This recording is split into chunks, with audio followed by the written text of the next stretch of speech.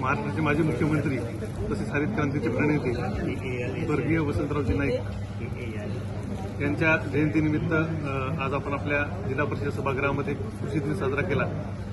या कृषी दिनामध्ये आपण माननीय मुख्य कार्यकारी अधिकारी माननीय मिनल कर्नवाल मॅडम यांच्या अध्यक्षतेखाली हा कार्यक्रम आयोजित केला होता।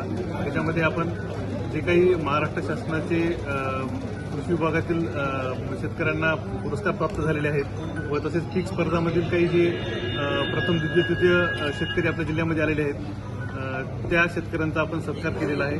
त्याचसोबत जे काही आपले कृषी विभागाच्या कृषी क्षेत्रामध्ये वृत्तपत्रांमधून किंवा इतर माध्यमातून शेतकऱ्यांना खऱ्या पद्धतीने मार्गदर्शन करतात त्या पत्रकार बांधवांचा सुद्धा आपण सत्कार केलेला आहे। तसेच आजच्या दिवशी आपण कृषी विज्ञान केंद्राचे शास्त्रज्ञ तसेच कापूस संशोधन केंद्र नांदेडचे शास्त्रज्ञ यांच्यामार्फत आपण आता ज्या पेरण्या झालेल्या आहेत आणि पीक उगवणीच्या स्टेजवर आहे त्याच्या संदर्भामध्ये पुढील 1 ते 1.5 महिन्यामध्ये शेतकऱ्यांनी काय काळजी घ्यायला पाहिजे जेणेकरून उत्पन्नात भर पडेल या पद्धतीचं आपण त्यांचं मार्गदर्शन सुद्धा ठेवलं होतं। या पद्धतीने आपण आजचा कार्यक्रम आयोजित केलेला होता।